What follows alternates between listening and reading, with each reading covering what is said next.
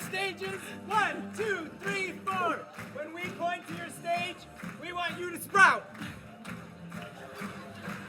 Everybody, here we go, sprout. And we go back. Section 1. Here we go, ready? Sprout. Oh my gosh, that's wonderful. 2, ready, sprout. 3, ready, sprout. 4, ready, sprout. Everybody, here we go, sprout. And freestyle.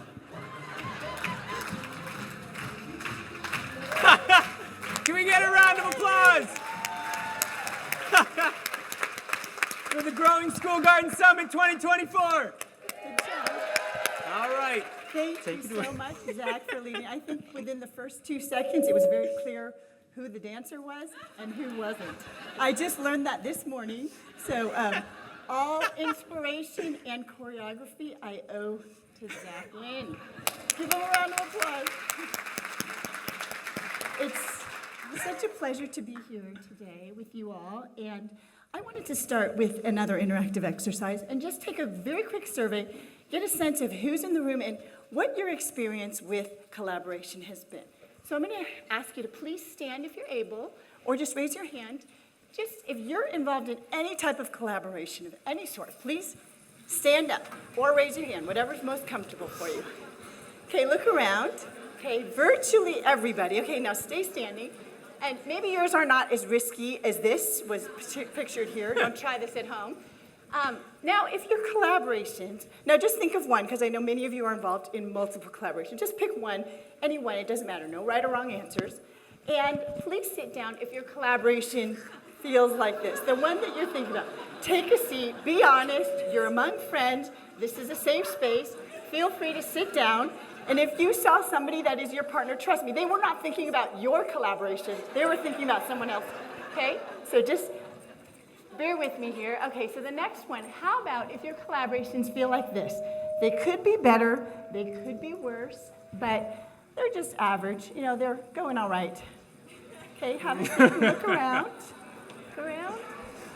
Okay, so then hopefully, and maybe this is no surprise, so if your collaborations, if you're still standing, this is my guess, maybe your collaborations feel something like this. Yeah? Okay, so stay standing and just look around. These folks are experts. These are the people you should be seeking out in cocktail hour, reception, whatever, because they know how to do it. But anyway, thank you all for your participation. Let's give yourselves a round of applause. I often start a presentation with that exercise just to illustrate our aspirations for collaboration, building networks, building community. Often there's a gap between what we actually dream about and what we can actually achieve. And I've spent my entire career studying successful nonprofit collaborations, what I call networks. It's been 25 years now, and just looked at great examples of people who played a catalytic role, built a network, got leveraged impact. What did they do? I was just looking for what's the secret sauce? How are these people able to do this?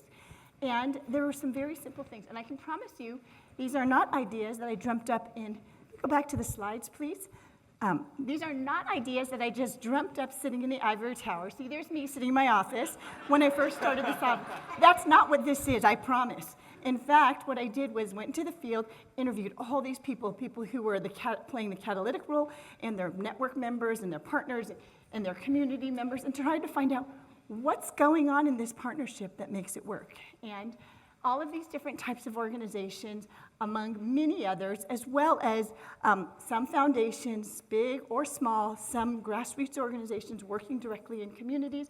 Sometimes there were organizations that were larger nonprofits offering direct services and whatnot. And what I found was a very, very simple set of principles that no matter the organization, no matter the institution, the scale, or the size, they had something fundamentally in common. And these four principles are very simple. The first is that these network members, they focus on the mission before their organization. It's not about me, and my strategy, and my plan, and my goals. In fact, these leaders are so visionary, they're actually often thinking far beyond themselves and their organizations. And they'll do things like fundraise on behalf of a peer, maybe, or even refer a funder to another organization that's better suited to receive a grant, because a funder might have said, hey, I want you to do this. And the organization might say, well, I could do that if I build it from the ground up. I'm going to be reinventing the wheel, but my peer here does this, and you should go talk to them.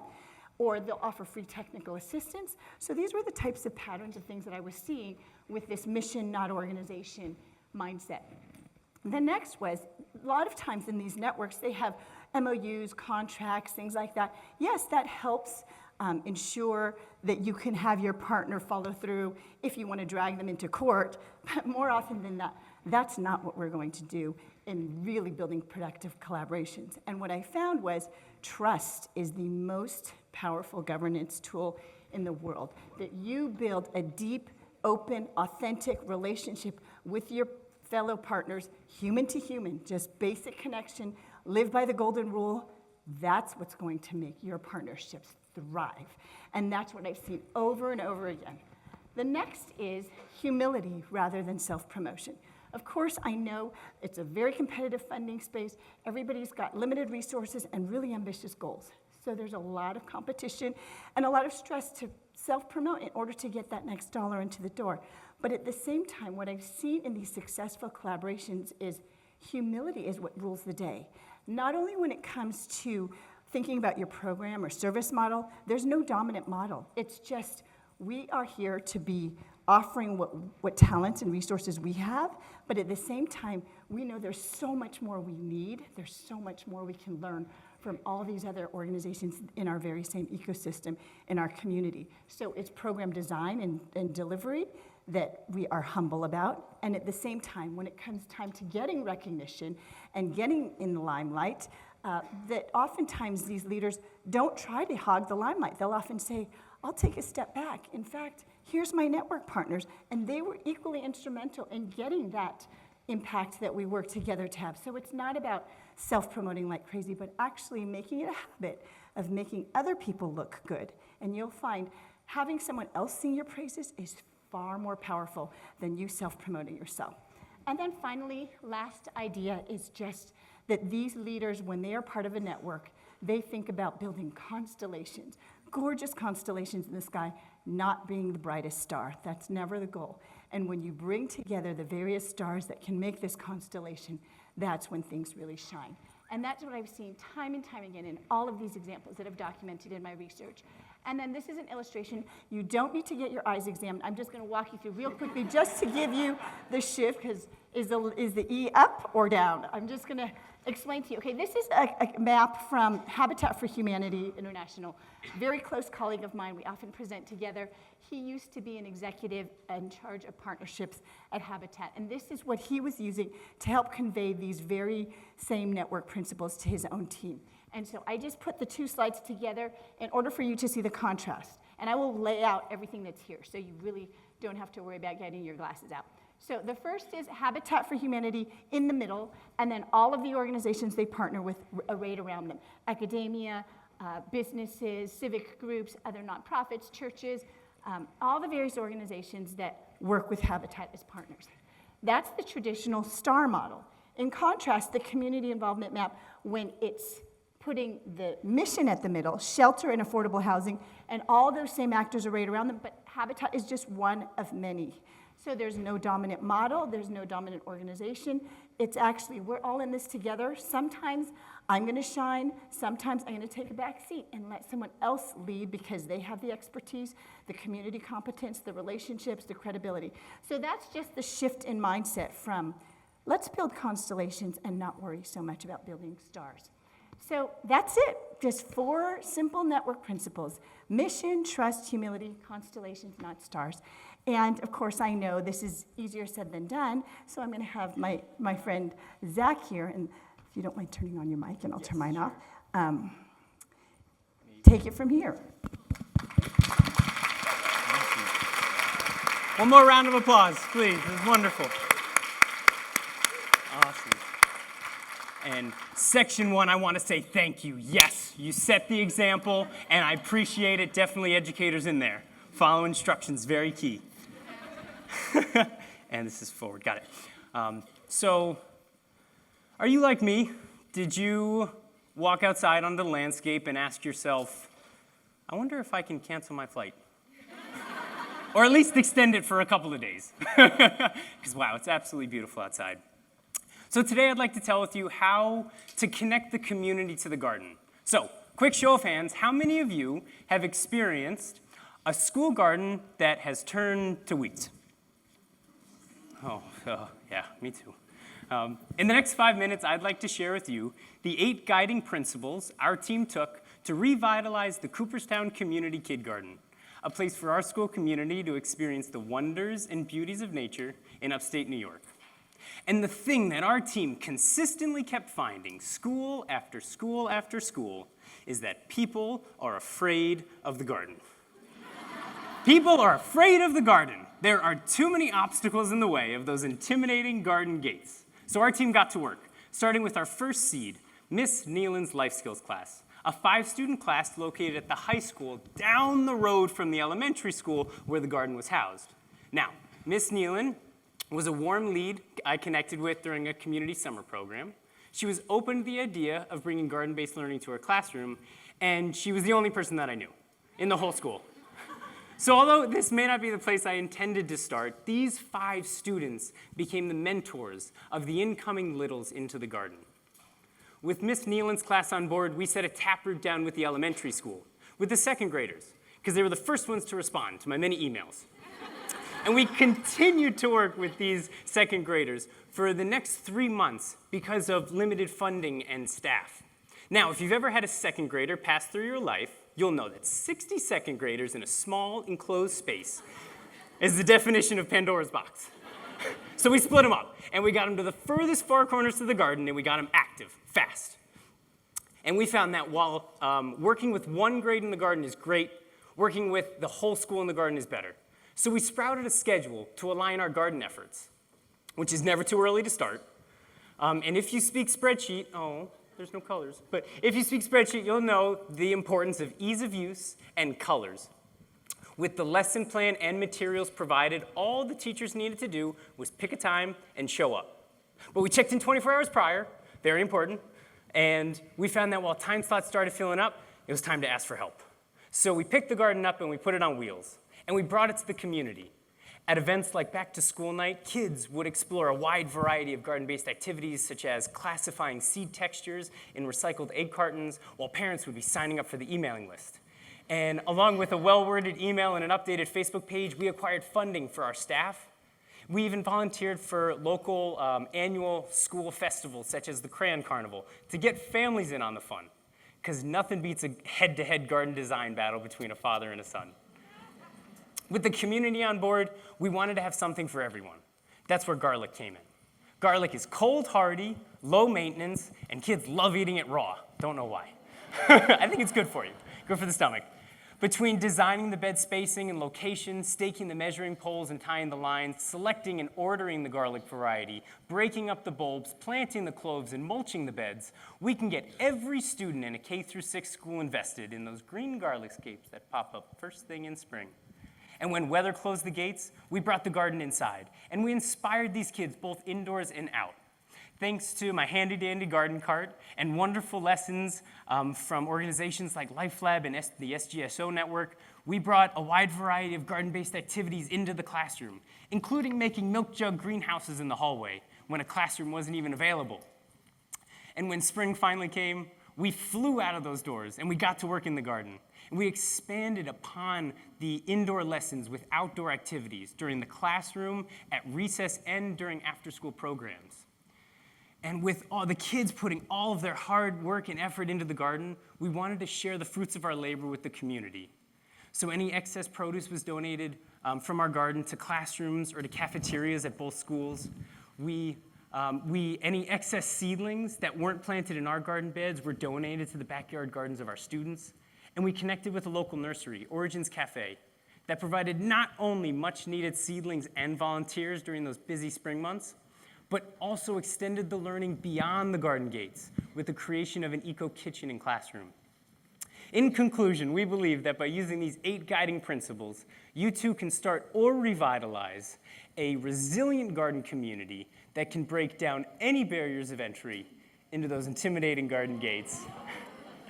If you'd like to learn more or connect about any of these 8 guiding principles, feel free to stop me in the hall, give me a call, or find me on the dance floor tonight, as I'd love to connect and see how we may build more constellations instead of stars. Thank you.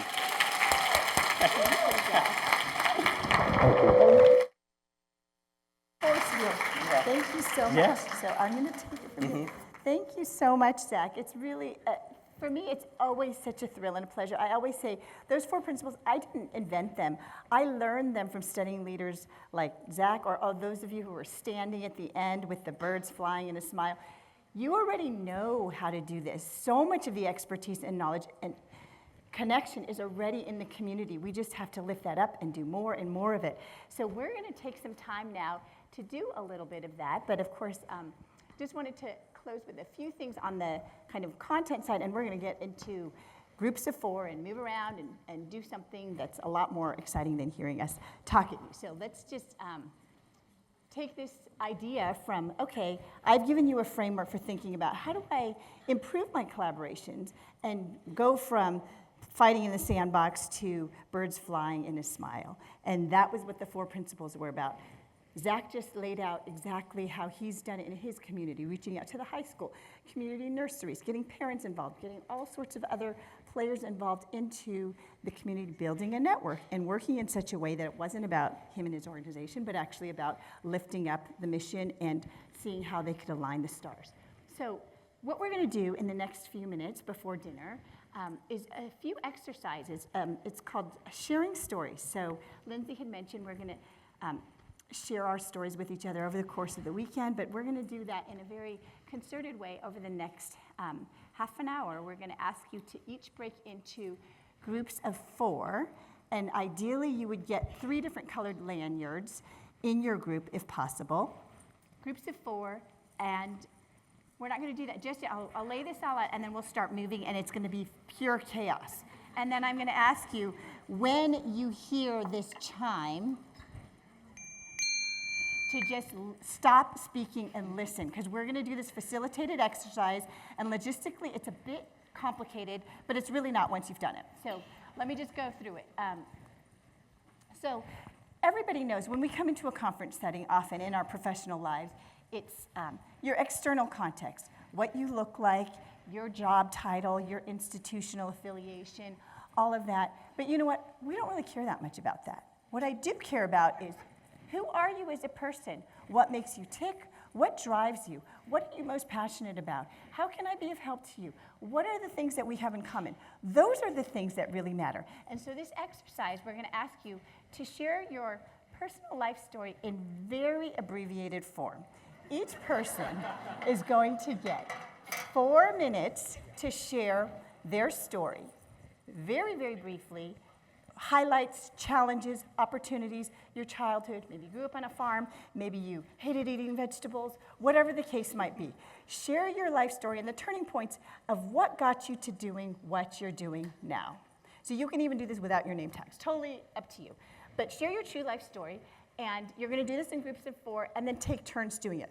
But first, after you share your story, then your teammates, 3 others, are going to just reflect back 1 word or 1 sentence. No conversation. We don't have time for that right now, but you'll have plenty of time for conversation at dinner and reception. But bear with me on this exercise. So we're going to take turns, and we're going to model that for you all, just so that it's not so confusing. And then after we finish modeling this, then it's going to be like musical chairs. I'm going to ask you to find the group. Just stand up from your chairs, take everything with you, because we're not coming back to these same spots. So check under your chairs, grab all your belongings, stand up, find anybody, ideally people, again, that you don't know well, different colored lanyards in each group. Bring yourselves together, and then cluster 4 chairs together. And we also have some space out in the foyer, but don't start moving just yet, but do start collecting your things. We're going to model how this works, and then you'll know how to do it. And I will also keep time with the chime. Okay, so this is how it works. Hold on 1 second, please. Hold on. Okay, so I'm Jane. I'm going to introduce my personal life story. I love animals, or I used to garden, but I actually am not very good at it, but I have a garden full of weeds, like Zach was talking about. And then I'll share my story, and then Whitney will. I'm going to say one word or one sentence about your story. Thank you. I will also say one word or one sentence about your story. I will also say one word or one sentence. And the three of them together will take a minute, and I will take 4 minutes to tell my story. After that's done, then you can move to the person. Whitney can go next and do the same thing, and then everybody else reflects back. So everybody will have a turn. That's why I'm going to keep time with the chimes. But if you're ahead of time and you want to move ahead and you have someone timing, you're totally welcome to do that. But I will also walk around, and we have helpers around the room that will help keep time so that everybody has a chance to speak. That's why it's so imperative that you don't have groups of more than 4, because if we do, then somebody doesn't get to tell their story, and that's no fun. So please follow direction. Groups of 4, get as quickly as you possible. This is a race. If you are left without a group and you're not sitting, get some help.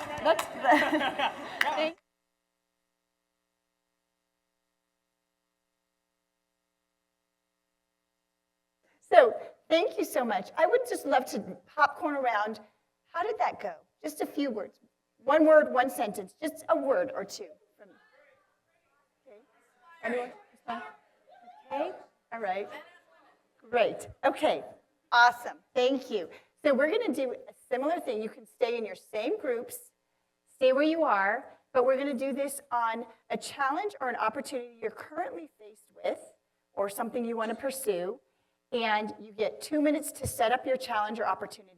And then your colleagues do the same thing, where their feedback instead of reflection is just if anyone in your group has an idea, get the information down from your colleague and follow up with them later in the conference, follow up with them after the conference. It doesn't matter, but just a quick exchange. We're not actually solving the problem in the groups because 4 minutes is not very much time to do that. So same thing, we're cutting it to 2 minutes because we're way behind schedule and we're trying to get us back on track. So 2 minutes for your challenge, 2 minutes, and you're not required to offer feedback. This is the way it's different in this exercise, that if you have something, by all means, please offer it. But otherwise, feel free to just stay quiet. And we're gonna do the same thing. Share your challenge, feedback, next person. Share your challenge, feedback, and next person. And feel free to ignore my timing. If you're ahead, awesome. But I just want to make sure we get the bulk of everybody through. And so I'm giving timing reminders. So go ahead, please start on the first challenge and same format. Thanks.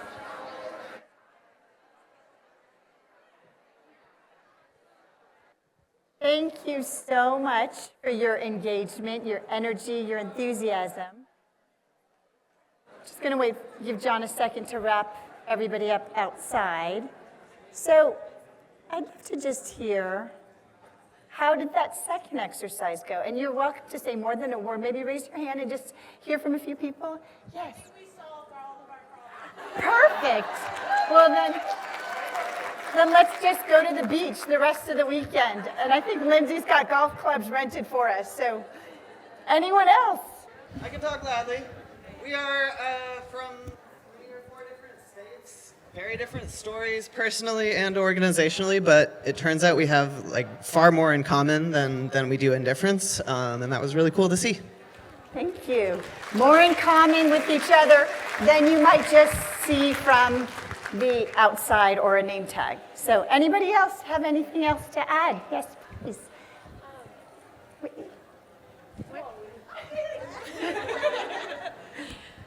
I just think that it's very validating because I think in this work we all know that there's a lot of beauty, but there's also a lot of challenges. So it's validating to hear that everyone in this work kind of shares those similar experiences. Yes, thank you. Yes, right here. And just to piggyback on the comment about challenges, it seems like a lot of them are very similar, and specifically around the systems that we are operating within and under. And so it's really cool to get clever kind of strategies, playing dumb, play dumb, and then call them out with that play. I mean, I'm so impressed by this. I never thought about it. I'll come at you, but no. Oh, I didn't realize that they, and so it's been really empowering. So Great, thank you. Maybe one last comment or couple more. Hi. I want to give you a hat tip for your clever bit of psychology with this exercise, because the first part of it was for us to kind of loosen up and get to know each other and build that trust. And then the second part was where we're like, okay, I have to share this, and you guys are my team now, and you can tell us and it gives us a good mindset to enter the rest of the conference with as well. Like, now I know what I'm really here to try and chew on and figure out the answer to. So thank you for that. Thank you so much. I couldn't have paid her to say it better. Thank you so much. And you're absolutely right. That's it. When you feel connected to somebody, you feel like you can be more open and vulnerable and share the truth about what you're struggling with, or your very big ambition that's not crazy, but you have people who know and trust you. Even in 4 or 5 minutes, we did that. So it's a very beautiful thing, and it's something that I hope will happen not just in this room this evening, but carry out through the conference, because that connectivity is absolutely essential. And then you see, we have so many things in common. You might not know it from the surface, but just going out and saying hello, approaching somebody, chat with them, be open. If you have a cluster of 2 or 3 and somebody's standing on the side, invite them in to join the conversation. If you see a mentor and you're a mentee, go talk to them, and vice versa. But we're all among friends here. Say hello to people. We're not strangers. We hope that we can build our movement into a network. And the only way we do that is by building the connections amongst each other. Yes? Well, I noticed that you just created constellations. Thank you. Thank you so much. And again, this is something that is so simple, so easy to do, that you can take back to your own organizations, whether it's in your own staff or in the community that you're nurturing. If you have a meeting at the school, what better way for the students and the administrators and the teachers and the garden leaders to get to know each other and really be committed to their work together, your work together, to encourage and uplift the children and getting them to connect on common ground first instead of your formal roles and titles. This can work in your own organization with your own staff, in the communities that you're working in, with your current partners or new partners, that once you get to know people, and I already proved early on with my survey, there's so much experience and so much wisdom in the room. We just have to tap into it. And we tap into that by building the connections and the deep trust that enables that to flow. So that's what I encourage you to do throughout the conference. If you see me and you have questions, I'd love to hear from you. You can reach me by email. I'll share that information at the end. But also think of each other as resources. If you didn't get your contact information, you didn't finish chatting about your issues in your circle, get each other's contact information. Connect offline. It's the ongoing communication and relationship building that we want to have happen after the conference that's really going to uplift your work and help you get that momentum even faster and further with each other. So I just want to share one last thought that really is the theme of my session with you all today, and really is that people will forget what you said or what you did, but they won't forget how they made you feel.